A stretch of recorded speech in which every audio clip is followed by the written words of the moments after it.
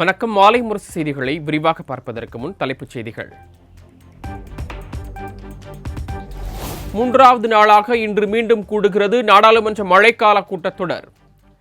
Budget தொடர்பாக பல்வேறு கேள்விகளை எழுப்ப எதிர்க்கட்சியினர் திட்டம்.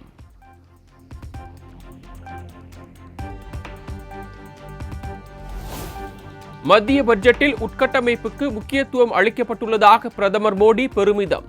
இளைஞர்களுக்கு புதிய வேலை வாய்ப்புகளை உருவாக்கும் வகையில் திட்டங்கள் அமைந்துள்ளதாகவும் பேச்சு.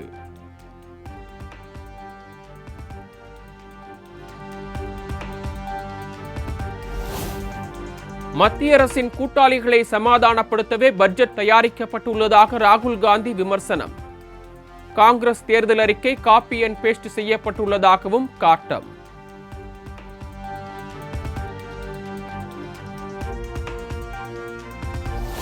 மத்திய பட்ஜெட்டில் எதிர்க்கட்சிகள் ஆளும் மாநிலங்கள் புறக்கணிக்கப்பட்டதை கண்டித்து நாடாளுமன்ற வளாகத்தில் இன்று போராட்டம். மல்லிகார்ஜுனா கார்கே தலைமையில் நடைபெற்ற இந்தியா கூட்டணி தலைவர்கள் கூட்டத்தில் முடிவு.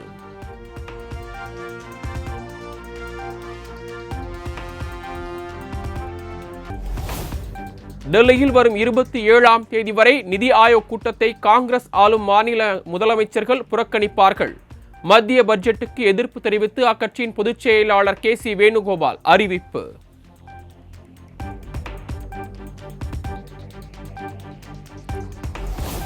மத்திய அரசின் நிதிநிலை அறிக்கை மிகப்பெரிய ஏமாற்றத்தை அளிக்கிறது. மூன்றாவது முறையாக வாக்களித்த மக்களுக்கு எதுவும் பட்ஜெட்டில் இல்லை என முதலமைச்சர் MK ஸ்டாலின் சாடல். நிர்மலா சீதாராமன் அவர்கள் இன்றைக்கு தாக்கல் செஞ்சிருக்கக்கூடிய நிதிநிலை அறிக்கை மிகப்பெரிய ஏமாற்றத்தை அளிச்சிருக்கு. மூணாவது முறையும் வாக்களித்த மக்களுக்கு இந்த பாஜக கூட்டணி அரசு எந்த நன்மையும் செய்ய தயாரா இல்லை என்பதை இந்த நிதிநிலை அறிக்கை.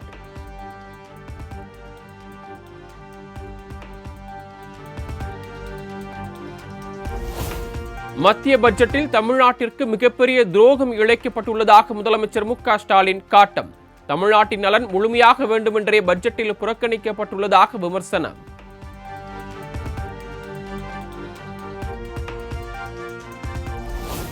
பிரதமர் மோடி தலைமையில் வரும் 27ஆம் தேதி நடைபெறவுள்ள நிதி ஆயோக் கூட்டத்தை புறக்கணிப்பதாக முதலமைச்சர் MK ஸ்டாலின் அறிவிப்பு. பட்ஜெட்டை கண்டித்து டெல்லியில் திமுக எம்பிக்கள் இன்று போராட்டம் நடத்த உள்ளதாகவும் பேட்டி.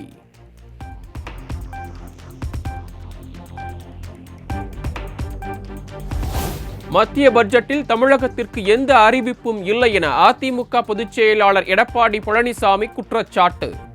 பாஜகவின் தேர்தல் வாக்குறுதிகள் பட்ஜெட்டில் இடம்பெறாதது ஏமாற்றம் அளிப்பதாகவும் கருத்து.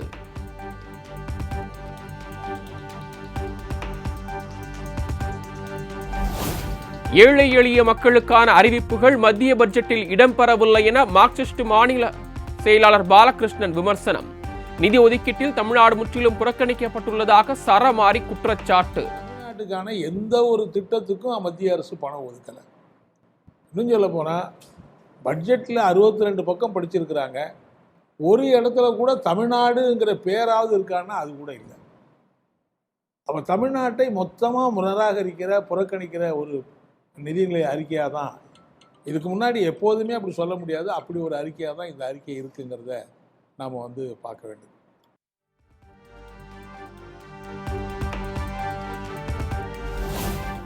மத்திய பட்ஜெட்டுக்கு கோவையில் உள்ள இந்திய வர்த்தக சபை வரவேற்பு. விலைவாசி உயர்வை கட்டுப்படுத்துவதற்கான நடவடிக்கை சாமானிய மக்களுக்கு பயன் தரும் எனவும் சபை தலைவர் ஸ்ரீ ராமுலு பேட்டி. இன்ஃப்ளேஷன் இன்டைரக்டாக என்ன கண்ட்ரோல் பண்ணுறாங்க. ஃபிஸ்கல் டெபிசிட் 4.9 கிளைம் பண்ணுறாங்க. ஃபிஸ்கல் டெபிசிட் 4.9 கவர்மெண்ட் செலவு பாரோ பண்ணி எவ்வளோ செலவு பண்ணுறாங்களோ அது அதோட மெஷர். அது 4.9 வந்தால் அது ரொம்ப வெல்கம் பண்ண வேண்டிய மூவ்ங்க. அதனால் இன்ஃப்ளேஷன் இன்டைரக்டாக கண்ட்ரோல் பண்ணுறது ஒரு மெத்தட். ரெண்டாவதுங்க,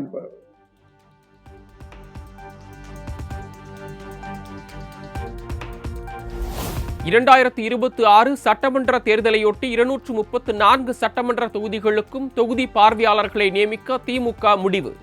மக்களவை தேர்தலில் சிறப்பாக பணியாற்றியவர்களுக்கு 2026 சட்டமன்ற தேர்தலிலும் தொகுதி பார்வையாளர்களாக மீண்டும் பணியாற்ற வாய்ப்பு வழங்க திட்டம்.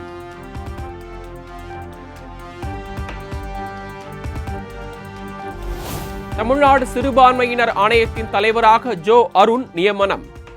சிறுபான்மை ஆணைய துணைத் தலைவராக இறையன்பன் குத்துஸ் நியமிக்கப்படுவதாகவும் தமிழ்நாடு அரசு அறிவிப்பு.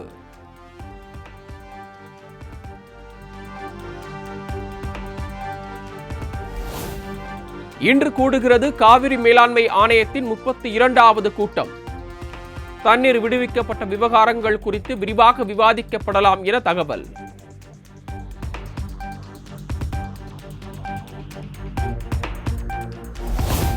நீட் மறுதேர்வு நடத்தப்பட வேண்டிய அவசியம் இல்லை.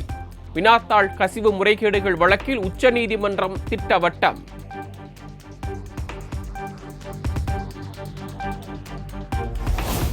நீட் மறுதேர்வு நடத்த வேண்டிய அவசியம் இல்லை என்ற உச்சநீதிமன்றத்தின் உத்தரவு அதிர்ச்சி அளிக்கிறது. பாதிக்கப்பட்ட மாணவர்கள் மேல்முறையீடு செய்ய வேண்டும் என்று விடுதலை சிறுத்தைகள் கட்சியின் தலைவர் திருமாவளவன் வலியுறுத்தல்.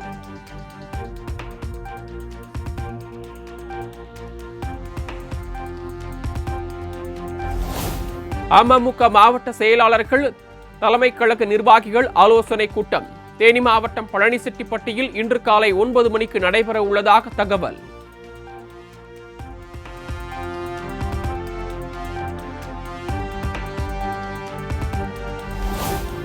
பொன்னை அருகே வசித்து வந்த திருவேங்கடம் குடும்பத்திற்கு ஆம்ஸ்ட்ராங் ஆதரவாளர்கள் கொலை மிரட்டல் விடுப்பதாக போலீசில் புகார். ஆம்ஸ்ட்ராங் கொலைக்கும் தங்களுக்கும் சம்பந்தமில்லை என திருவேங்கடத்தின் மனைவி மலர் திட்டவட்ட மறுப்பு.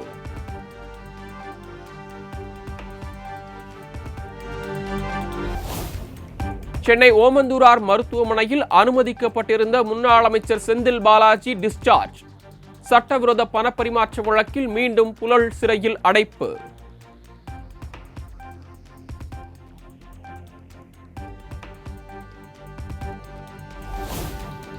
சட்டவிரோத பணப்பரிமாற்ற வழக்கில் ஜாமீன் கோரி செந்தில் பாலாஜி தாக்கல் செய்த மனு உச்சநீதிமன்றத்தில் இன்று மீண்டும் விசாரணை.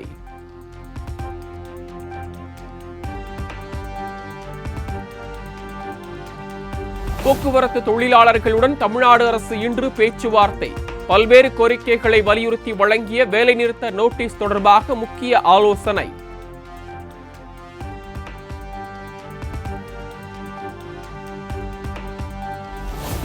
தமிழ்நாடு முழுவதும் அனைத்து தொழிற்சங்கங்கள் சார்பில் இன்று ஆர்ப்பாட்டம். மத்திய அரசின் மூன்று புதிய குற்றவியல் சட்டங்களை திரும்பப் பெற வலியுறுத்தல்.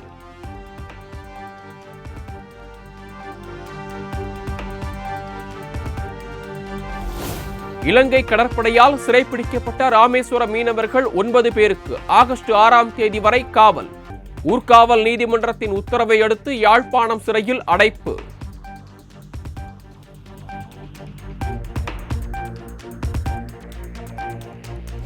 இலங்கை கடற்படையால் கைது செய்யப்பட்ட ராமேஸ்வரம் மீனவர்கள் 22 பேருக்கு விதிக்கப்பட்ட நீதிமன்ற காவல் நிறைவு. இலங்கை ஊர்காவல்துறை நீதிமன்றத்தில் இன்று மீண்டும் ஆஜர்படுத்தப்படுவார்கள் என எதிர்பார்ப்பு.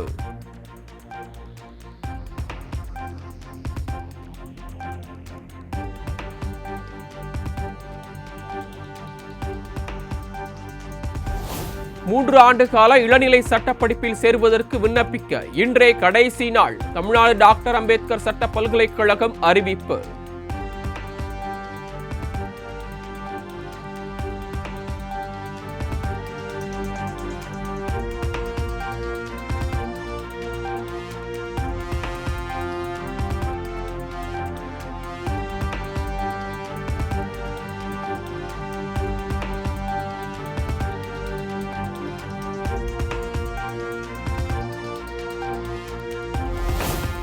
புதுக்கோட்டை மாவட்டம் பொன்னமராவதியில் பட்டா மாறுதலுக்கு 50,000 ரூபாய் லஞ்சம் பெற்ற கிராம நிர்வாக அலுவலர். லஞ்ச பணத்தை பெற்றபோது கையும் களவுமாக கைது செய்து லஞ்ச ஒழிப்புத்துறை போலீசார் அதிரடி.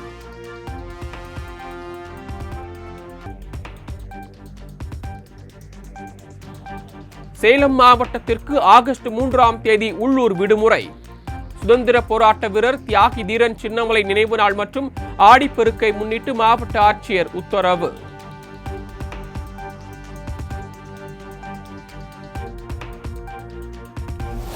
திருவள்ளூர் மாவட்டம் செவ்வாப்பேட்டையில் ரயில் என்ஜின் பழுதாகி நின்றதால் சென்னை அரக்கோணம் இடையேயான புறநகர் ரயில் சேவை பாதிப்பு. ரயில்கள் ஆங்காங்கே நிறுத்தப்பட்டதால் அரை மணி நேரத்திற்கு மேலாக பயணிகள் அவதி.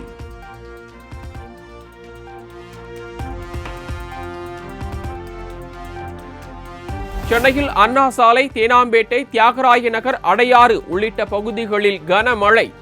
புறநகர் பகுதிகளான ஆவடி, செங்குன்றம், பல்லாவரம், தாம்பரம் உள்ளிட்ட பகுதிகளில் பெய்த மழையால் வாகன ஓட்டிகள் அவதி.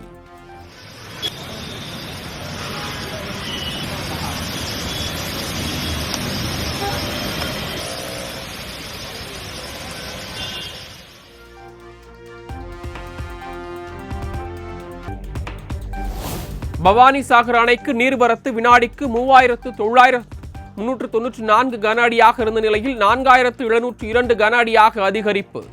தொடர்ந்து தண்ணீர் வரத்து அதிகரித்துள்ளதால் அணையின் நீர்மட்டம் 85 அடியாக உயர்வு.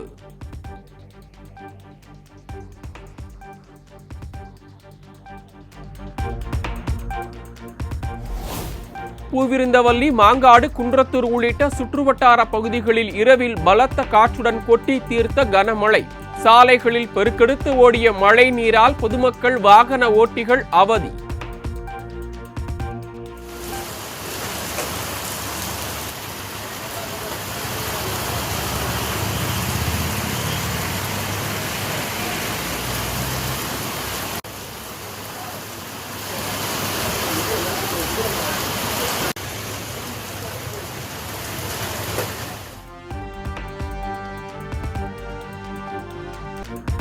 விறுவிறுப்பாக நடைபெற்று வரும் மகளிர் ஆசிய கோப்பை கிரிக்கெட் தொடர். நேபாளத்தை 82 ரன்கள் வித்தியாசத்தில் வீழ்த்தி அரையிறுதிக்கு முன்னேறிய இந்திய அணி.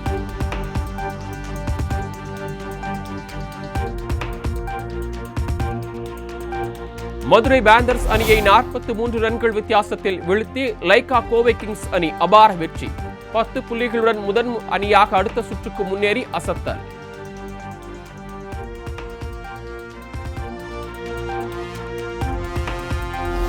TNPL T20 கிரிக்கெட் தொடரின் இன்றைய ஆட்டத்தில் நெல்லை ராயல் கிங்ஸ், திருப்பூர் தமிழன்ஸ் அணிகள் மோதல். போட்டி நெல்லை கிரிக்கெட் மைதானத்தில் இரவு 7:15 மணிக்கு தொடங்குகிறது.